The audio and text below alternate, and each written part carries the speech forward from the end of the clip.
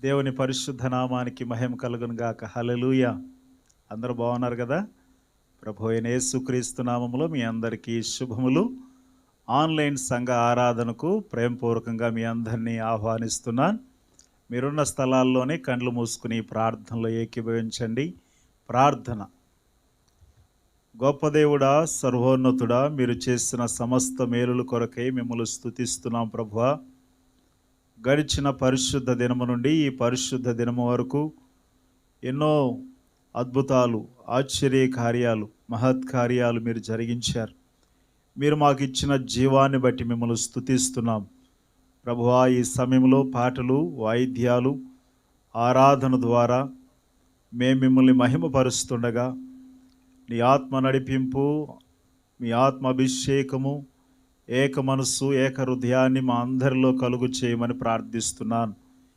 ఈ ఆన్లైన్ ఆరాధనలో పాల్గొనుచున్న మా ప్రియ సోదరి సోదరులను దీవించండి, మేలులతో నింపమని ప్రార్థిస్తున్నాను. ఈ ఆరాధన మా అందరికీ దీవెనకరంగా, ఆశీర్వాదకరంగా ఉంచమని యేసు నామములో ఈ ప్రార్థనలు అడుగుచున్నాము తండ్రి. Amen, amen. Praise the lord. ఈ సమయంలో మన మధ్యలో పాస్టమ్ గారు ఉన్నారు.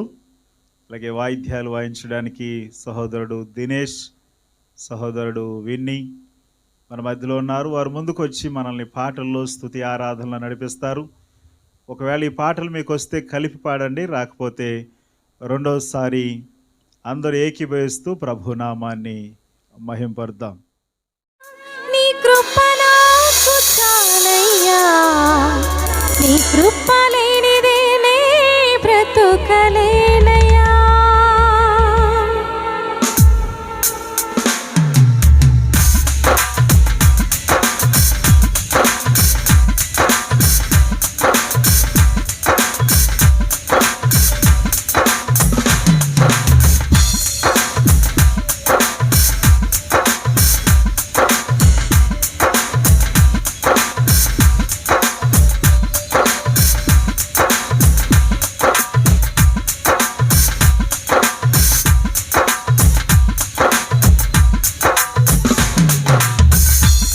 నీ కృప లేని క్షణము, నీ దయ లేని క్షణము నేను హింసలేను యేసయ్యా. నీ కృప లేని క్షణము, నీ దయ లేని క్షణము నేను హింసలేను యేసయ్యా. యేసయ్యా, నీ కృప నాకు చాలయ్యా, నీ కృప లేనిదే నే బ్రతుకలేనయ్యా. యేసయ్యా, నీ కృప నాకు చాలయ్యా, నీ కృప లేనిదే నే బ్రతుకలేనయ్యా.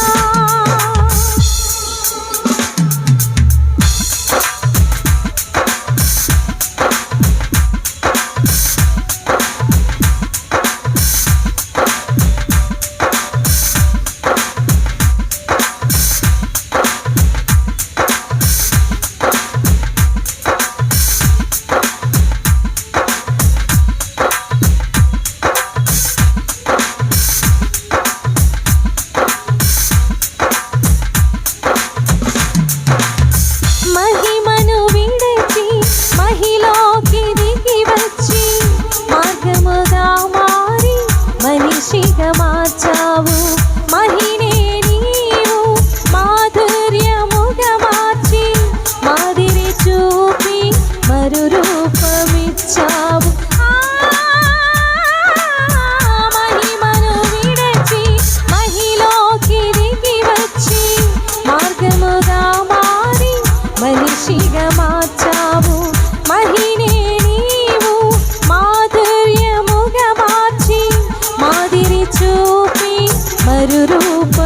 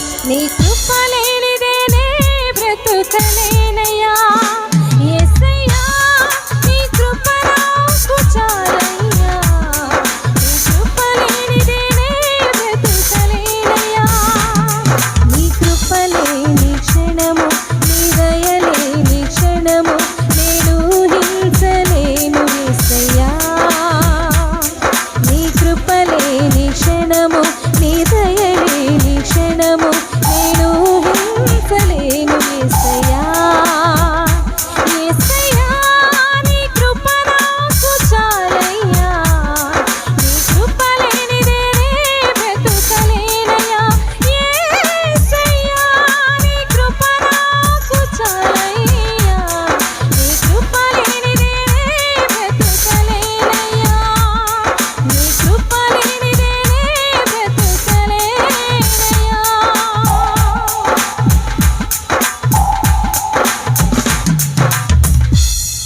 హల్లెలూయా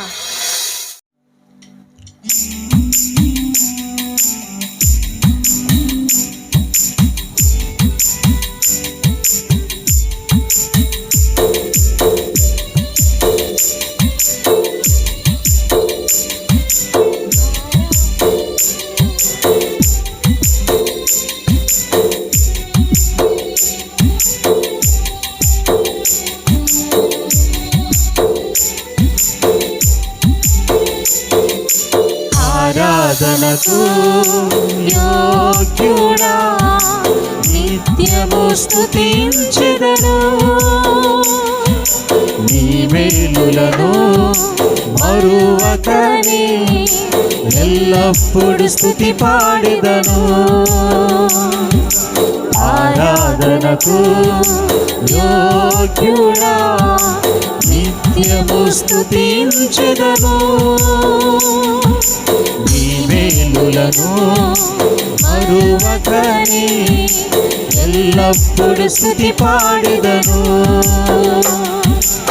ఆరాధన ఆరాధన ఆరాధన అందరూ రెండు చేతులు పైకెత్తి ప్రభు నామాన్ని స్తుతిద్దాం నీ మేలులకై ఆరాధన నీ దీవెనకై ఆరాధన నీ మేలులకై ఆరాధన నీ దీవెనకై ఆరాధన ఆరాధన ఆరాధన ఆరాధన ఆరాధన అందరము లేచి నిలబడి చప్పట్లు కొడుతూ దేవుని నామాన్ని మహిమపరుస్తాం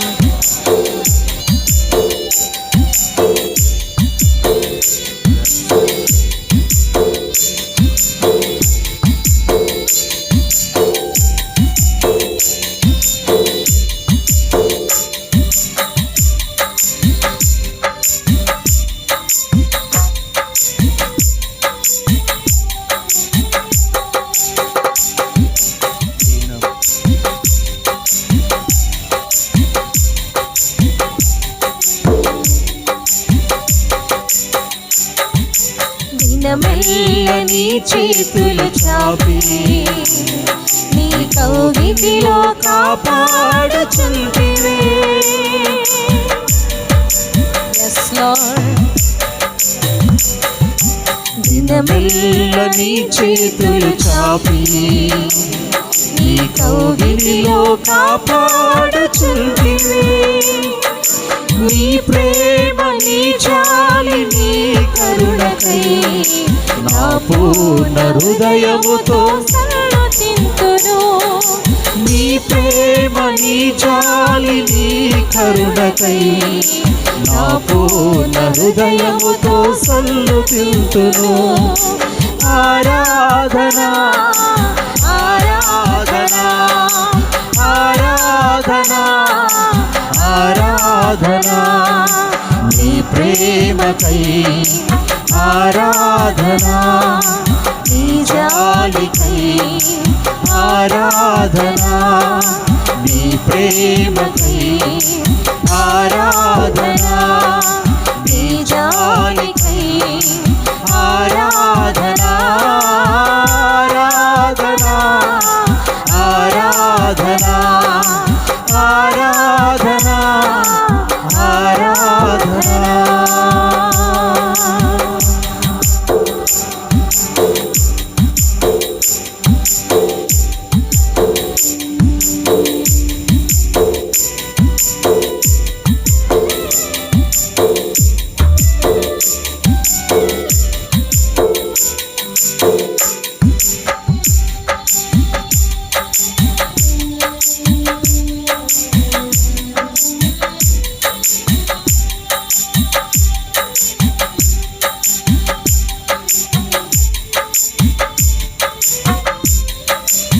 మనల్ని ధనవంతులుగా చేయడానికి దారిద్రతను అనుభవించిన యేసయ్య, ధనవంతులుగా చేయుటకు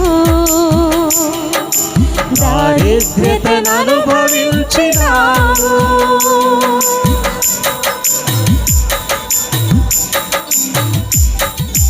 ధనవంతులుగా చేయుటకు దారిద్ర్యతను అనుభవించినావు. హెచ్చించి ఘనపరచిన నిర్మలాత్ముడా, పూర్ణాత్మ మనస్సుతో కొనియాడెదను. హెచ్చించి ఘనపరచిన నిర్మలాత్ముడా, పూర్ణాత్మ మనస్సుతో కొనియాడెదను. ఆరాధన ఆరాధన ఆరాధన ఆరాధన నీ కృప కొరకై, ఆరాధన ఈ స్థితి కొరకై, ఆరాధన నీ కృప కొరకై, ఆరాధన ఈ స్థితి కొరకై, ఆరాధన ఆరాధన ఆరాధన ఆరాధన ఆరాధన ఆరాధన ఆరాధన ఆరాధన ఆరాధనకు యోగ్యుడా, నిత్యము స్తుతించెదను. నీ మేలులను మరువకనే ఎల్లప్పుడు స్తుతి పాడెదను. ఆరాధనకు యోగ్యుడా, నిత్యము స్తుతించెదను. నీ మేలులను మరువకనే ఎల్లప్పుడు స్తుతి పాడెదను. ఆరాధన ఆరాధన ఆరాధన ఆరాధన ఆరాధన ఆరాధన ఆరాధన.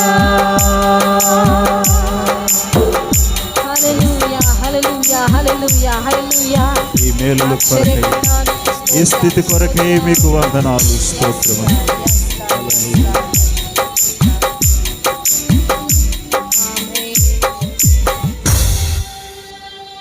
సర్వోన్నతుడు అయిన మా తండ్రి, ఈ స్తుతి ఆరాధన మీకు సమర్పిస్తున్నాం.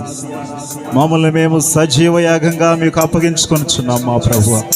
మీరు మహిమ పొందినందుకు, ఘనత పొందినందుకు మహిమ ఘనత ప్రభావములు మీకు ఆరోపిస్తున్నాం మా ప్రభువా. ముందున్న కార్యక్రమంలో మీరు తోడుగుండి మమ్మల్ని బలపరిచి నడిపించమని యేసు నామములో ఈ స్తుతి ఆరాధన మీకు సమర్పిస్తున్నాము తండ్రి. ఆమేన్. హల్లెలూయా, ప్రైజ్ ది లార్డ్. చక్కని పాటలు, వాయిద్యాలు, స్తుతి ఆరాధనలో మనం నడిపించబడ్డాం. ఎంతమంది నమ్ముతున్నారు ప్రభు నామం మహింపరచబడిందని? హల్లెలూయా. ఈ సమయంలో దేవుని గ్రంథాన్ని మనం చదువుకుందాం. పరిశుద్ధ గ్రంథము నుండి కీర్తనల గ్రంథము 126 కీర్తన 5-6 చరణాలు మనం చదువుకుందాం.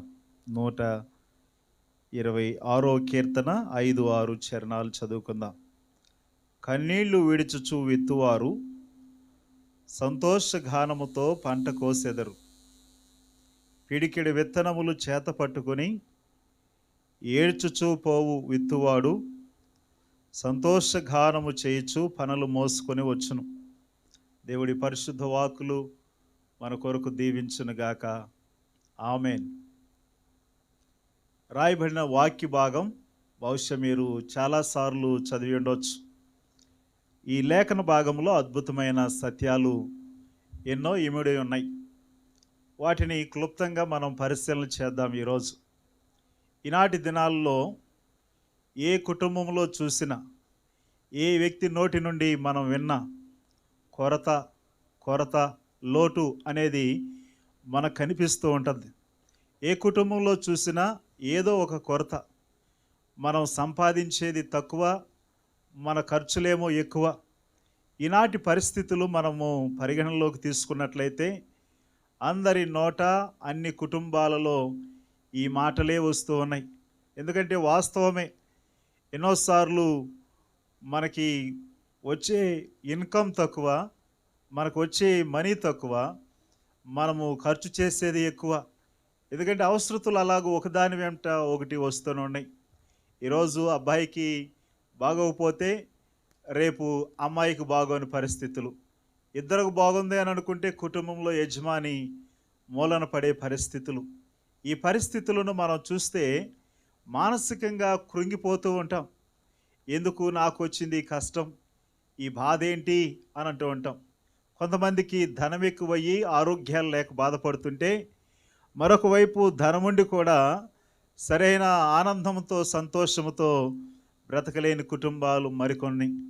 ఇంకొక కోణంలో మనం ఆలోచిస్తే ఆ ధనమే లేక బ్రతుకు ఈడుస్తూ వెళ్ళేవారు మరికొందరు.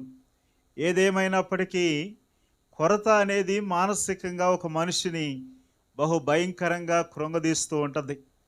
అయితే ఈ యొక్క ఉదయకాల సమయంలో మీరు ఏ కొరతతో ఉన్నారో నాకైతే తెలియదు, కానీ దేవుని వాక్కులు చెబుతున్న ఒక అద్భుతమైన సత్యం ఏమిటంటే, నీ కొరతను దేవుడు సమృద్ధిగా మార్చబోతున్నాడు. నమ్మితే రెండు చేతుల పైకెత్తి ప్రభునామాన్ని స్తుతిద్దాం. హల్లెలూయా, హల్లెలూయా. కాబట్టి నీ కొరతను సమృద్ధిగా మార్చగల దేవుని వైపు నువ్వు చూసినట్లయితే నీ జీవితాలలో ఎన్నో మేలులు, ఆశీర్వాదాలు పొందుకోగలవు. అది ఆర్థిక కొరత అయినా, అనారోగ్య పరిస్థితులైనా, అవి ఎలాంటివైనా, దేశ రాష్ట్ర పరిస్థితుల్ని పరిగణనలోకి తీసుకున్నట్లయితే ఈ యొక్క వేసవి కాలంలో నీటి కొరత, ప్రజలు బిందెలు బకెట్స్ పట్టుకుని వారు పరుగెడుతూ ఉంటే, వారు బకెట్లు పట్టుకుని బిందెలు పట్టుకుని లైన్లో నిలబడుతుంటే ప్రాణము తరుక్కుపోయే పరిస్థితులు. ఒకవైపు ఏమో ఇలా ఉంటే మరొక వైపు ఏమో నీటిని విచ్చలవిడిగా ఖర్చు చేస్తున్నారు ప్రజలు.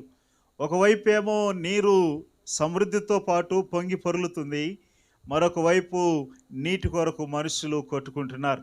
త్రాగునీరు, వాగునీరు, వాడే నీరు మనుషులకి తక్కువైపోతుంది కొన్ని ప్రాంతాల్లో. ఏదేమైనప్పటికీ ఇలాంటి కొరతలు, ఇలాంటి పరిస్థితులు మనల్ని మానసికంగా బహు కృంగదీస్తూ ఉంటాయి. అయితే మనము గమనించే సత్యం ఏమిటంటే, ఈ కొరతలన్నిటినీ సమృద్ధితో చేయగలిగిన దేవుడు మనకున్నాడు. ఈ కొరతలన్నిటినీ సమృద్ధితో నింపగలడు దేవుడు. నమ్మితే ప్రభునామాన్ని స్తుతిద్దాం. ఒక సందర్భములో యేసు ప్రభువారు ఆయన శిష్యులతో అంటాడు, అల్ప విశ్వాసులారా అని మాట్లాడతాడు. అంటే వారిలో విశ్వాసం లేదు అని కాదు, వారి విశ్వాసంలో కొరత ఉన్నది అని వారికి తెలియజేస్తూ ఉన్నాడు. అవును, దేవుని బిడ్డలైన మన జీవితాల్లో ఈ భౌతిక సంబంధమైన కొరతలతో పాటు ఆత్మ సంబంధమైన కొరత కూడా మన జీవితంలో కోకొల్లలుగా కనిపిస్తూ ఉంటుంది. ఎందుకంటే ఈ ఆత్మ సంబంధమైన ఈ కొరత మనము దేవుని నుంచి పొందుకుంటామా, ప్రార్థన చేసాము దేవుడు ఇస్తాడంటారా అని అపనమ్మకమైన మాటలు, సందేహపూరితమైన మాటలు మన జీవితాల్లో ఎన్నో వస్తూ ఉంటాయి. అలాగ మన జీవితాన్ని వెళ్ళబుస్తూ ఉంటాం. మోకరించి ప్రార్థన చేస్తాము కానీ దేవుడు ఇస్తాడు అని నమ్ముతాము, కానీ ప్రార్థన అనంతరము అదే నమ్మికతో మనము ఎంతవరకు ఉంటున్నాం? యేసు ఆ శిష్యుల్ని అన్నట్లు, అల్ప విశ్వాసులారా అన్నట్లు, ఈరోజు అల్ప విశ్వాసుల జాబితాలో నీవు ఉన్నావా?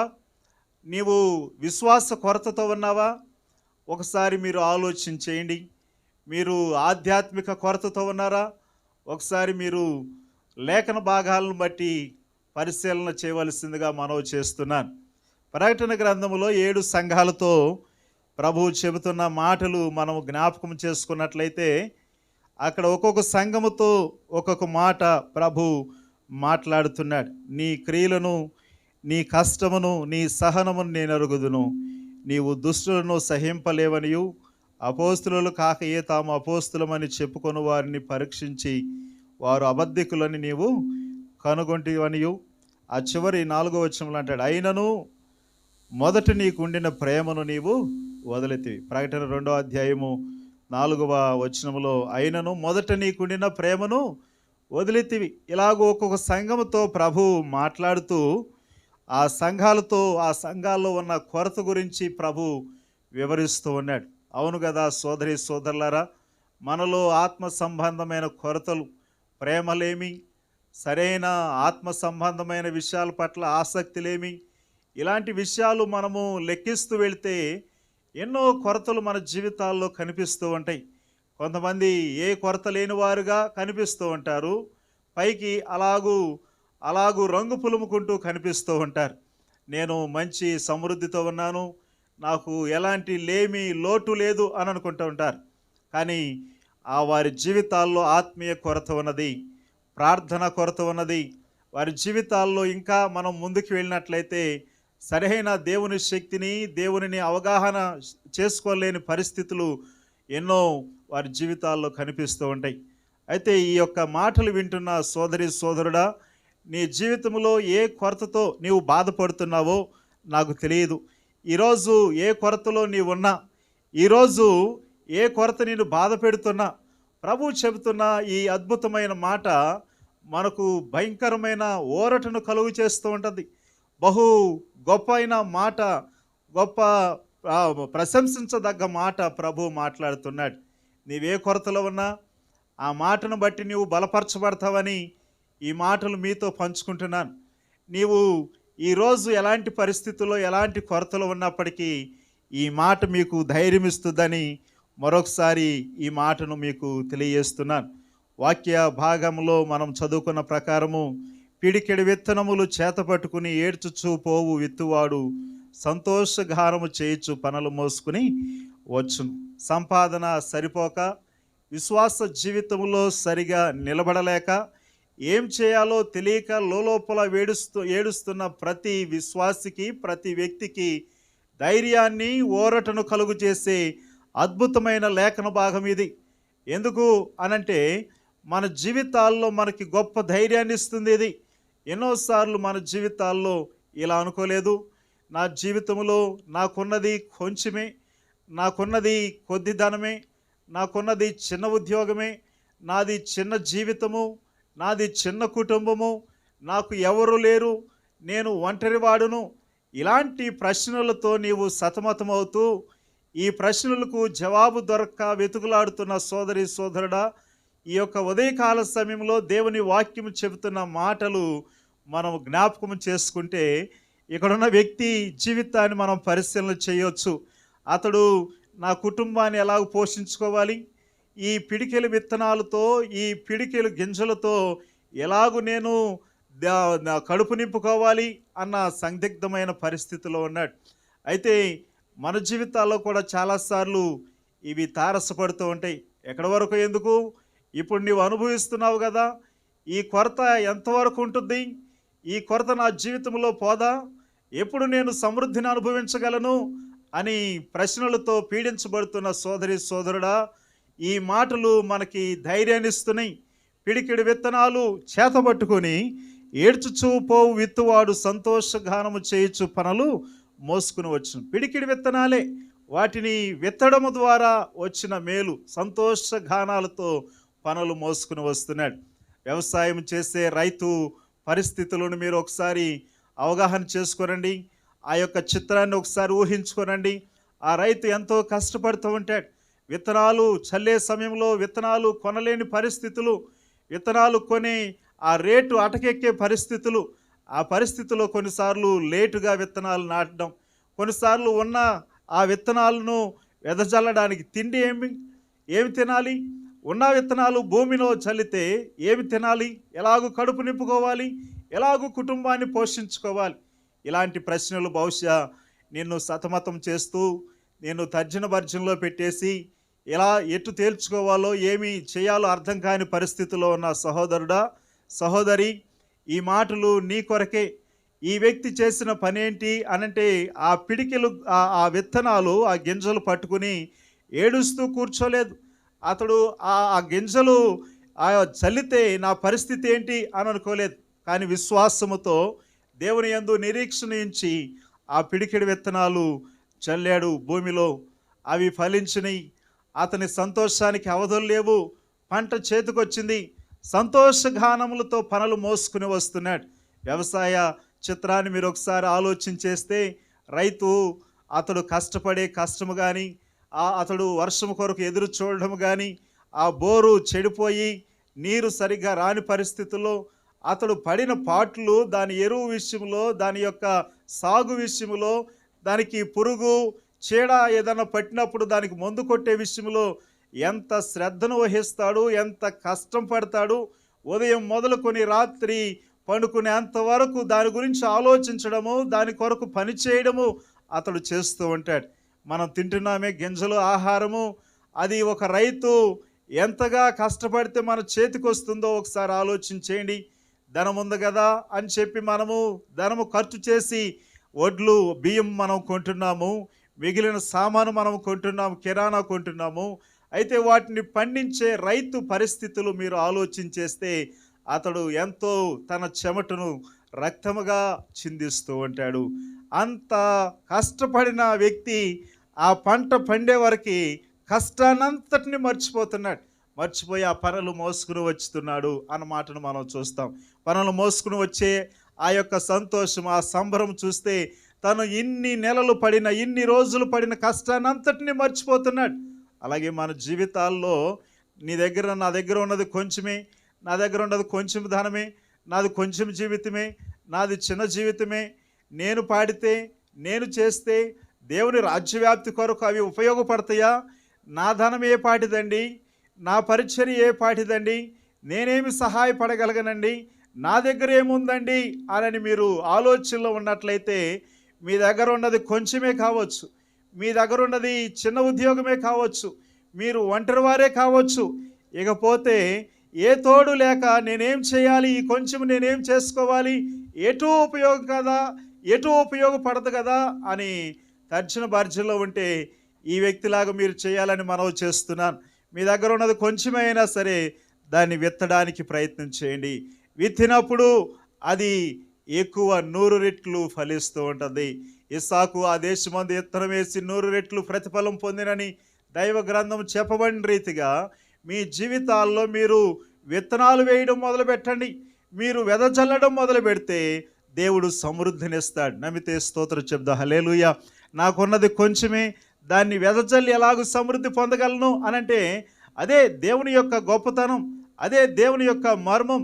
మీకున్నది కొద్దిగా అయినా అది దేవుని కొరకు, దేవుని పని కొరకు అది ఖర్చు చేస్తే, మీరు చిన్నవారైనా గొప్పవారైనా ఎలాంటి స్థితిలో ఉన్నవారైనా మీరు దేవుని కొరకు ఖర్చు అయితే, దేవుని పనిలో వాడబడితే ఖచ్చితంగా మీరు సమృద్ధిని అనుభవిస్తారు. నమ్మితే స్తోత్రం చెబుదా. హల్లెలూయా, హల్లెలూయా.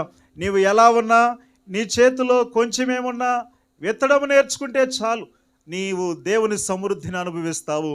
నీవు విత్తుట ద్వారా సంతోషగానములు చేయించు పనులు మోసుకుని వస్తావు. అది దేవుని సమృద్ధి. విత్తడము ఏ మనుషుడైతే నేర్చుకుంటాడో, వెదజల్లడం ఏ మనుషుడైతే నేర్చుకుంటాడో ఆ మనుషుడు దైవాశీర్వాదాన్ని చూస్తాడు, దైవ సమృద్ధిని చూస్తాడు. దేవుడు ఒకసారి సమృద్ధిని కలుగు చేస్తే దాన్ని తీసివేయడానికి ఏ నరుడు వల్ల కూడా కానే కాదు. నమ్మితే ప్రభుని స్తుతిద్దాం. హల్లెలూయా, హల్లెలూయా. మీరు చిన్నదానిలో నమ్మకంగా ఉన్నట్లయితే తగిన సమయమందు దేవుడు మిమ్మల్ని హెచ్చిస్తాడు.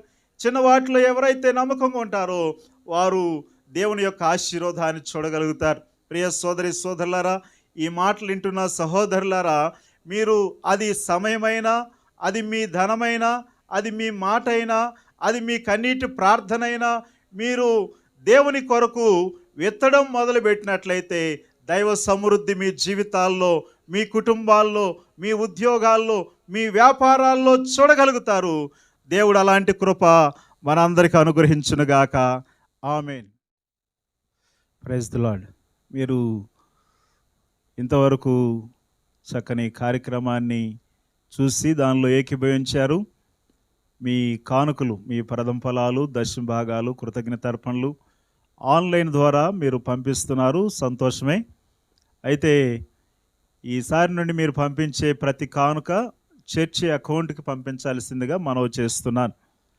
ఎందుకంటే ఇది చర్చి లెక్కల్లోకి వస్తుంది. కాబట్టి మీ కానుకలన్నీ చర్చి అకౌంట్లో పంపించండి.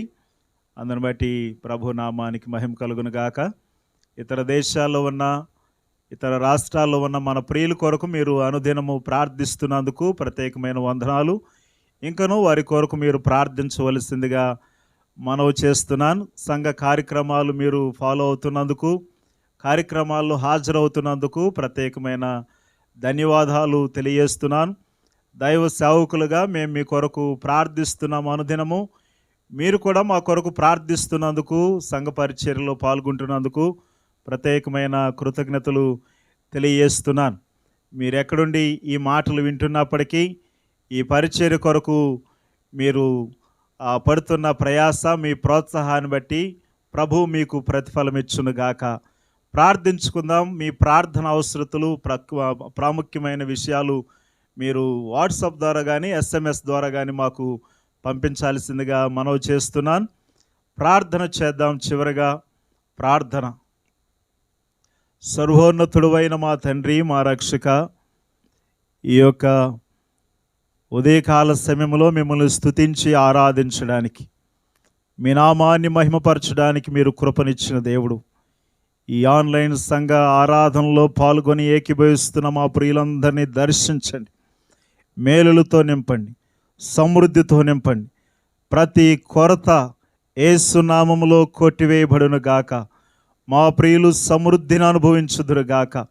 ఈ ఉదయకాల సమయంలో మీ దాసునిగా మా ప్రియులందరినీ దీవిస్తున్నాను, ఆశీర్వదిస్తున్నాను.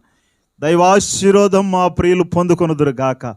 పరిశుద్ధుడా, వ్యాధి రోగాలతో, ఇరుకు ఇబ్బందులతో, సమస్యలతో, ప్రతికూలతలు అనుభవిస్తున్న మా ప్రియులను దర్శించండి. వాటి నుండి నజరేయుడైన యేసు నామములో విడుదల ప్రకటిస్తున్నాను. నడినెత్తి నుండి అరికాలు వరకు మీరు తాకండి. మీ రక్తాన్ని ప్రోక్షిస్తున్నాం.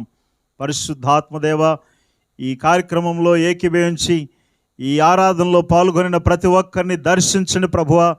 వారి లేమిని మీరు కొట్టివేయమని ప్రార్థిస్తున్నాను. కలిమితో నింపమని ప్రార్థిస్తున్నాను. ఏ కొరతతో మా ప్రియులు ఉన్నారో అవన్నీ సమృద్ధిగా మార్చబడును గాక. ఉద్యోగము, వ్యాపారము, కుటుంబము, వ్యక్తిగత జీవితాలు అనేకులకు ఆశీర్వాదకరముగా ఉండును గాక.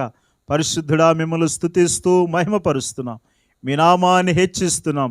ఇతర దేశాల్లో, ఇతర రాష్ట్రాల్లో, దూర ప్రాంతాల్లో ఉన్న మా ప్రియులను దర్శించండి నాయన.